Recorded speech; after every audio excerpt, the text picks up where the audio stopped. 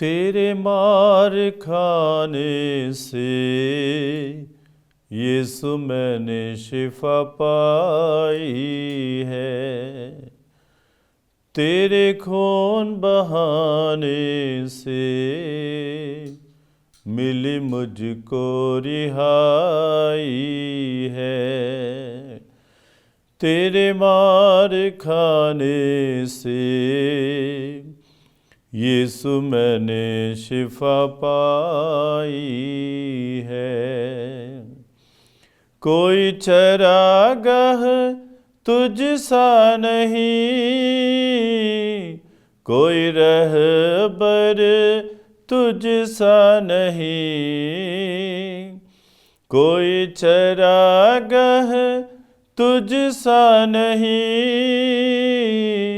कोई रहबर तुझ सा नहीं। तूने अपनी जान देकर मेरी जिंदगी बचाई है। तेरे मार खाने से यीशु मैंने शिफा पाई है। तूने वादा पूरा कर दिया है, मुझे पाक रूह से भर दिया है। तूने वादा पूरा कर दिया है,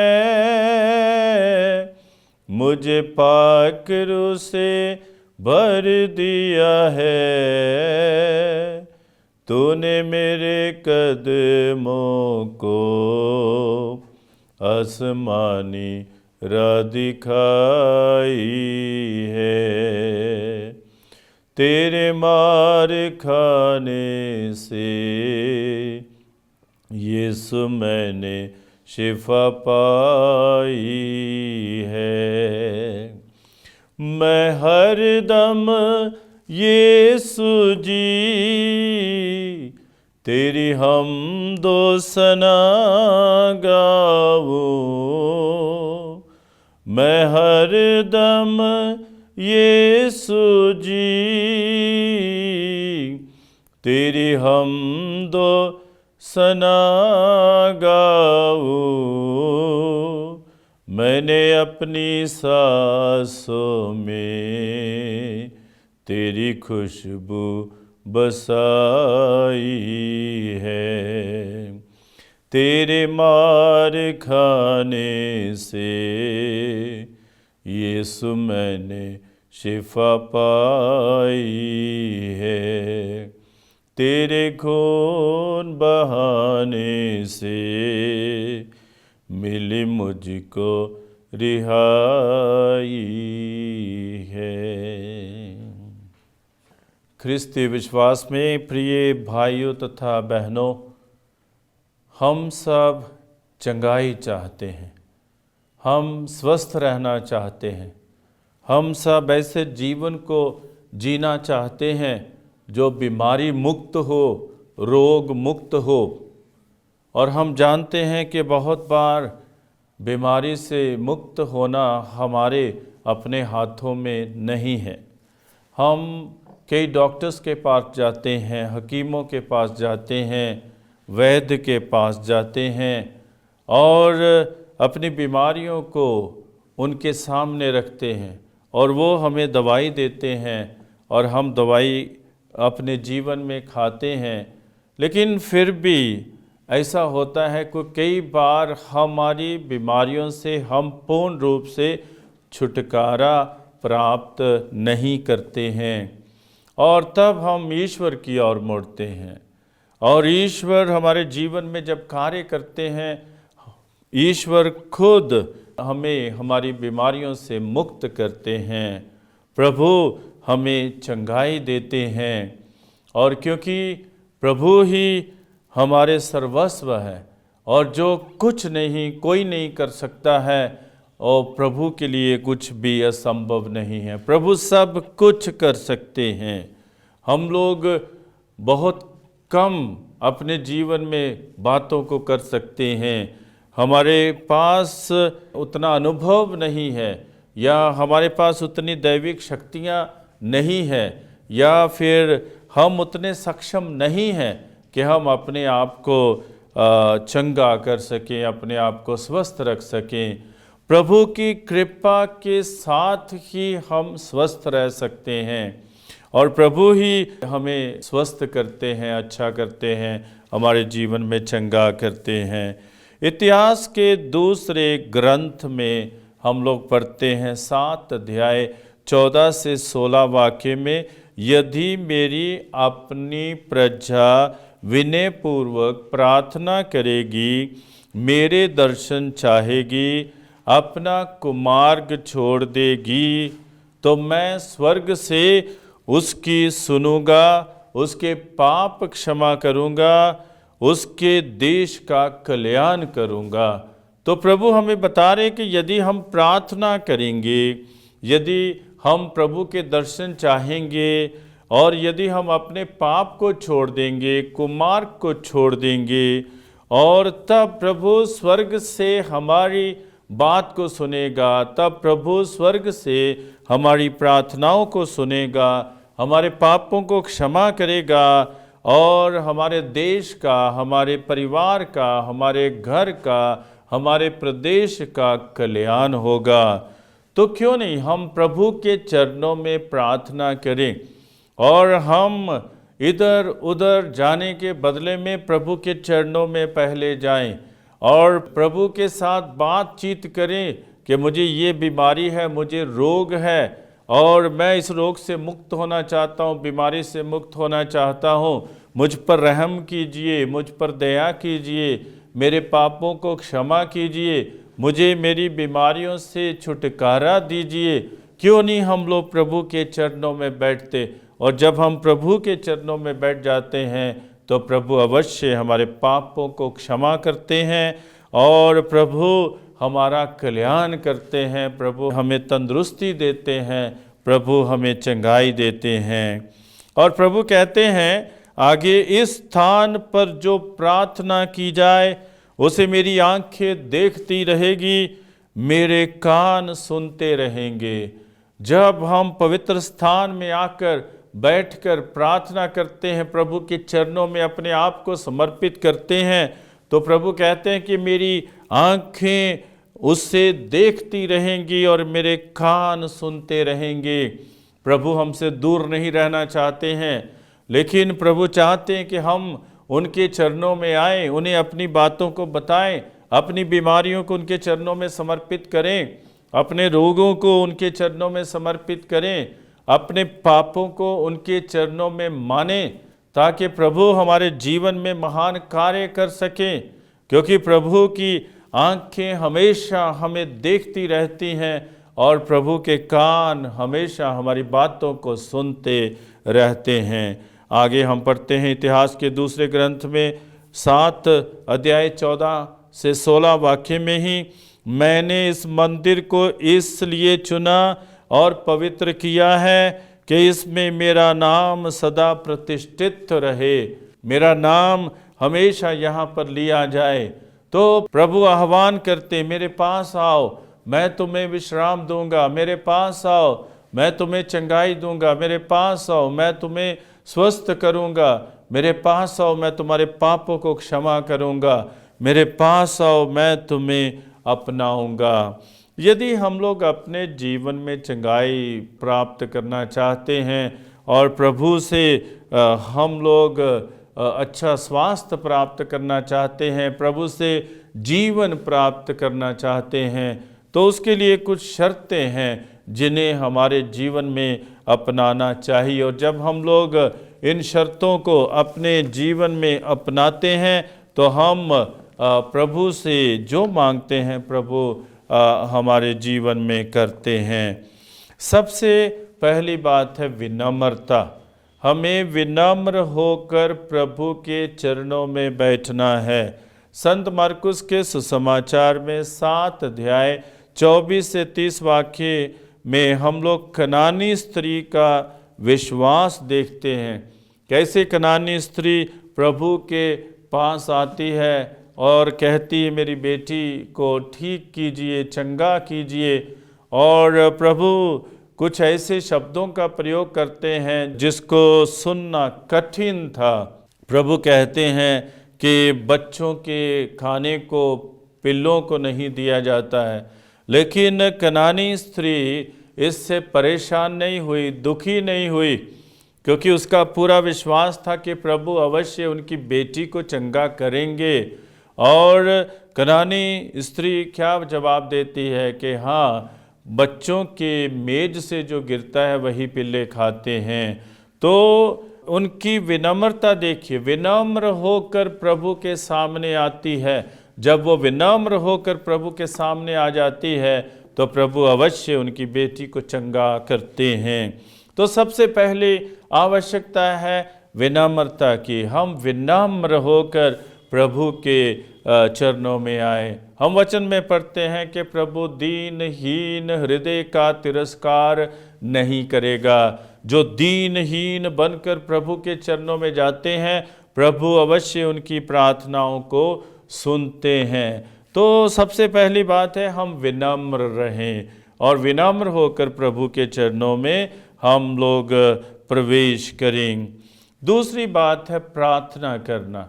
कई लोग सोचते हैं कि प्रार्थना के बिना ही प्रभु हमारे जीवन में कार्य करें। संत मत्ती के सुसमाचार में 8 अध्याय 5 से 13 वाक्य में हम पढ़ते हैं शतपति के विश्वास के विषय में, और वो प्रार्थना करते हैं कि हे प्रभु, मैं इस योग्य नहीं हूँ कि आप मेरे यहाँ आएँ, आप एक ही शब्द कह दीजिए और मेरा नौकर चंगा हो जाएगा। तो दूसरी बात है हमें प्रार्थना करनी चाहिए, प्रार्थना में समय बिताना चाहिए।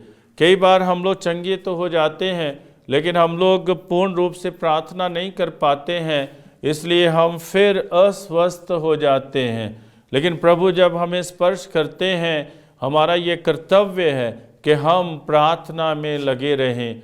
हम कोई भी कार्य क्यों ना करते हों, अपनी जिम्मेदारियों को क्यों नहीं निभाते हों, लेकिन जिम्मेदारियों के साथ, कार्यों के साथ साथ हमें प्रार्थना में भी समय बिताना है, प्रभु को धन्यवाद देना है।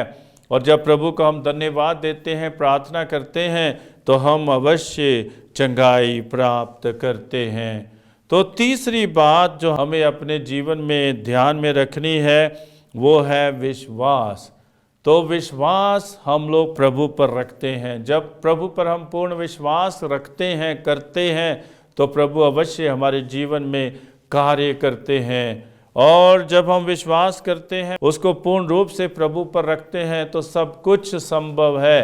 प्रभु यीशु खुद कहते हैं कि संदेह नहीं करें, विश्वास करें, और जो कुछ तो आप जीवन में चाहते हैं वह आपके लिए हो जाएगा। राजाओं के दूसरे ग्रंथ में हम पढ़ते हैं 5 अध्याय 1 से 19 वाक्य में, कोढ़ी नामान को स्वास्थ्य लाभ प्राप्त होता है। कोढ़ी जो नामान था वो सेना अध्यक्ष था, और किसका विश्वास? एक दासी के विश्वास के कारण। जब दासी रानी को बोलती है कि हमारे इस्राएल में एक ऐसे नबी हैं जो इनके कोढ़ को दूर कर सकते हैं, और जब नबी एलीशा उन्हें बोलते हैं कि जर्दन नदी में जाकर नहाओ, और वो मानते नहीं, लेकिन फिर भी इस दासी का विश्वास, उसके बाद नबी का विश्वास, और फिर सेना अध्यक्ष के जितने भी साथ लोग थे उनका विश्वास कि एक बार जरूर नहा लीजिए और शायद ईश्वर द्रवित हो जाए और आप पर रहम करे और आप पर दया करे। तो ये विश्वास का ही नतीजा था कि कोढ़ी नामान जो है अच्छा स्वास्थ्य प्राप्त करता है।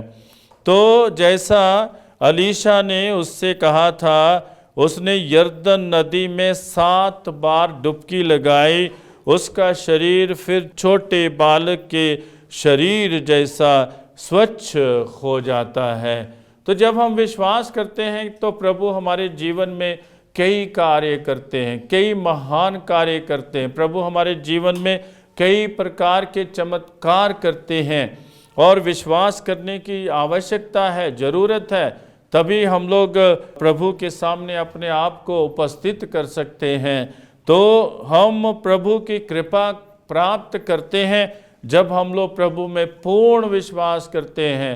जैसे कि हमें संत याकूब भी बताते हैं कि धर्मात्मा की प्रार्थना सुनी जाती है, जो पूर्ण रूप से विश्वास करते हैं उनकी प्रार्थना सुनी जाती है। और हम भी वो प्रार्थना करें। और जब हम लोग प्रभु के चरणों में प्रार्थना करते हैं विश्वास के साथ, तो हमारी भी सुनी जाती है। कई बार कई बीमार लोग आते हैं, पूछते हैं क्या करें, और हम उन्हें एक सलाह देते हैं कि आप वचन को पढ़ें, आप अपने घर में प्रार्थना करें, आप मिसा बलिदान में भाग लें, आप प्रभु पर पूर्ण विश्वास करते हुए उनके चरणों में चले जाएं और अपने आप को प्रभु के चरणों में समर्पित करें, और तभी आप चंगाई प्राप्त कर सकते हैं। चौथी बात है कि हमारे हृदय में तीव्र आतुरता होनी चाहिए, और हम पूर्ण विश्वास के साथ प्रार्थना करते हुए, तीव्र आतुरता के साथ प्रार्थना करते हुए, आंसुओं के साथ प्रार्थना करते हुए प्रभु के चरणों में चले जाएं। इसकी उदाहरण है हिजकिय्याह की, जो ईसायाह नबी के ग्रंथ में 38 अध्याय और 1 से 8 वाक्य में हम पढ़ते हैं कि हिजकिय्याह अस्वस्थ हो जाता है, और जब अस्वस्थ हो जाता है तो वो आंसू बहा बहा कर प्रार्थना करता है, और दीवार की ओर अपना मुंह करके प्रार्थना करता है, रो रो कर प्रार्थना करता है। और प्रभु ने कहा, मैंने तुम्हारी प्रार्थना सुनी और तुम्हारे आंसू देखे हैं, मैं तुम्हारी आयु 15 वर्ष बढ़ा दूंगा। प्रभु के लिए तीव्र इच्छा हमारे जीवन में होनी चाहिए, प्रभु के लिए तीव्र आंसू हमारे जीवन में होने चाहिए। हम रो रो कर प्रभु के चरणों में प्रार्थना करें, और जब हम प्रार्थना करते हैं प्रभु अवश्य हमारी प्रार्थना को सुनता है। हमने देखा है कि जब निनवे के लोगों ने पश्चाताप किया, रो रो कर प्रार्थना की, आंसू बहाकर प्रार्थना की और अपने पापों से मुंह मोड़ा, तो प्रभु अवश्य उन्हें बचाते हैं। वैसे ही प्रभु आज हमें भी बचाते हैं। जब हम आंसू बहा बहा कर प्रार्थना करते हैं, जब हम लोग तीव्र आतुरता, तीव्र व्याकुलता के साथ प्रार्थना करते हैं, तो अवश्य प्रभु हमारी प्रार्थना को सुनते हैं। और जैसे उन्होंने हिजकिय्याह राजा को स्वस्थ किया और उनकी आयु 15 वर्ष बढ़ा दी, वैसे ही प्रभु हमारे जीवन में भी कार्य करेंगे और हमें भी स्वस्थ करेंगे और हमारी बीमारियों से भी हमें छुटकारा देंगे। और पांचवी बात है कि मानवीय या दैविक स्पर्श की आवश्यकता है। संत मत्ती के सुसमाचार में 9 अध्याय 19 से 22 वाक्य में हम लोग पढ़ते हैं कि भीड़ में रक्तस्राव से पीड़ित महिला प्रभु को छू लेती है। जब प्रभु को छूती है, प्रभु से शक्ति निकलती है और वह महिला अपने आप को स्वस्थ पाती है। इतने सालों से परेशान है, इतने वर्षों से परेशान है, लेकिन प्रभु के स्पर्श मात्र से वह स्वस्थ हो जाती है। और वैसे ही हमें भी प्रभु को स्पर्श करने की हमारे भी हृदय में आतुरता होनी चाहिए और इतना विश्वास होना चाहिए कि यदि मैं उनके कपड़े मात्र को छू लूँगी तो मैं चंगाई प्राप्त करूँगी, मैं स्वस्थ हो जाऊँगी। यदि मैं उनके कपड़े मात्र को छू लूँगी तो मैं चंगाई प्राप्त करूँगी। यही उनके मन के भाव थे जब उन्होंने प्रभु को स्पर्श किया। वैसे तो पूरी भीड़ चल रही है और एक दूसरे को सब कोई छू रहा है, लेकिन ये छूना बिल्कुल अलग था। ये छूना प्रार्थनामय था, ये छूना विश्वास से भरपूर था, ये छूना आतुरता से भरपूर था, आंसुओं से भरपूर था। और जब उन्होंने स्पर्श किया तो तब प्रभु में से शक्ति निकलती है और ये महिला अपने आप में चंगाई प्राप्त करती है। छठी बात जो हमें याद रखनी है वो है चेतना या जानकारी। मत्ती के सुसमाचार में 9 अध्याय 27 से 31 वाक्य में हम लोग पढ़ते हैं कि मुझे अच्छे स्वास्थ्य की आवश्यकता है, मुझे स्वस्थ होने की आवश्यकता है। जब प्रभु भीड़ में जा रहे हैं तो दो अंधे ऊंची आवाज में चिल्लाते हैं, दाऊद के पुत्र हम पर दया कीजिए। वे जानते हैं कि हम अंधे हैं, हमें आवश्यकता है, स्वस्थ होने की आवश्यकता है, हमें दृष्टि की आवश्यकता है। हम फिर से देखना चाहते हैं, हम फिर से पूरे ब्रह्मांड को देखना चाहते हैं, सबको देखना चाहते हैं। हम फिर से प्रभु का पूर्ण रूप से अपने जीवन में अनुभव करना चाहते हैं। वो प्रभु जो सभी लोगों के दुख निवारण करते हैं, हम भी उनके द्वारा अच्छे हो जाना चाहते हैं। तो दो अंधे जानते हैं कि वे बीमार हैं, वे रोगी हैं, वे अंधे हैं और उन्हें चंगाई की आवश्यकता है। तो हमें भी चंगाई की आवश्यकता है। हमें भी ये सोचना चाहिए, विचार करना चाहिए, हमें भी इसकी जानकारी होनी चाहिए कि हम बीमार हैं, हम रोगी हैं और इसलिए हमें चंगाई की आवश्यकता है। और फिर हमें ये भी जानना चाहिए कौन हमें चंगा कर सकता है। केवल प्रभु हमें चंगा कर सकते हैं। हम देखें उन लोगों को जो एक अर्धांग रोगी को लेकर आते हैं और उनका विश्वास देखिए, कैसे छत को बीच में से फाड़कर और प्रभु के सामने उस अर्धांग को ले आते हैं वे लोग, और प्रभु उसे चंगा करते हैं। क्या दर्शाता है ये? यही दर्शाता है कि केवल तू ही इन्हें चंगा कर सकता है। ये बीमार हैं, ये रोगी हैं, केवल तू ही इन्हें चंगा कर सकता है। तो हमें प्रभु के चरणों में जाना है। हम लोग जब बीमार हैं, हम स्वीकार करें कि हम बीमार हैं, हम स्वीकार करें कि हम रोगी हैं और हमें चंगाई की आवश्यकता है, अच्छे स्वास्थ्य की आवश्यकता है। और साथ ही हम लोग सातवीं बात जो जानते हैं वो है प्रेम, मित्रता, घनिष्ठता। तो यूहन्ना के सुसमाचार में 4 अध्याय और 7 वाक्य में हम लोग पढ़ते हैं कि कैसे समारी स्त्री के साथ प्रभु वार्तालाप करते हैं। प्रभु जानते हैं कि इन्हें चंगाई की आवश्यकता है, ये पाप की राह पर जा रहे हैं। प्रभु जानते हैं कि इनकी दिशा बदलने की आवश्यकता है और प्रभु उसके साथ मित्रता पैदा करते हैं और प्रभु उसके साथ वार्तालाप करते हैं, बातचीत करते हैं और उसे उसका जो पाप है, उसकी जो बीमारी है, उसका जो गुनाह है या जो भी उसमें है उसको जागृत करते हैं कि आपको पश्चाताप की आवश्यकता है और तभी आप इस बीमारी से बाहर निकल सकते हैं, तभी आप इस गुनाह से बाहर निकल सकते हैं। तो समारी स्त्री के साथ प्रभु वार्तालाप करते हैं, मित्रता बढ़ाते हैं और अपने प्रेम को प्रदर्शित करते हैं। संत लूकस के सुसमाचार में 7 अध्याय 36 से 50 वाक्य में पढ़ते हैं, प्रभु यीशु कहते हैं जिसने ज़्यादा प्यार किया है उसके अधिक पाप क्षमा हो गए हैं। जब हम प्रभु यीशु को प्रेम करते हैं, मित्रता बढ़ाते हैं प्रभु यीशु के साथ, तो हमारे भी पाप क्षमा हो जाते हैं और हम भी स्वस्थ हो जाते हैं। और 8वीं बात है, हमें अवसर को ढूंढना चाहिए, मौका को ढूंढना चाहिए। संत मत्ती के सुसमाचार में 15 अध्याय 29 से 31 वाक्य में पढ़ते हैं कि भीड़ उसके पास आने लगी और वे लंगड़े, लूले, अंधे, गूंगे और बहुत से दूसरे रोगियों को भी अपने साथ लाकर यीशु के चरणों में रख देते हैं। जब हमें ऐसा अवसर मिलता है, प्रार्थना सभा का अवसर मिलता है, कैरिश्माई प्रार्थनाओं का अवसर मिलता है, बाइबल कन्वेंशंस का अवसर मिलता है, तो हमें अवश्य जाकर अपने आप को वहाँ प्रस्तुत करना चाहिए ताकि हम भी स्पर्श किए जाएं। और 9वीं बात जो इसमें है, क्षमा चाहिए, माफ़ी चाहिए और क्षमा चंगाई प्रदान करती है। हम लोग संत यूहन्ना के सुसमाचार 8 अध्याय 1 से 11 वाक्य में पढ़ते हैं कि कैसे क्षमा चंगाई प्रदान करती है। और फिर 10वीं बात है चुनौती या फटकारा या पश्चाताप। संत लूकस के सुसमाचार में 3 अध्याय और 3 से 14 वाक्य में हम पढ़ते हैं कि पश्चाताप के उचित फल उत्पन्न करो।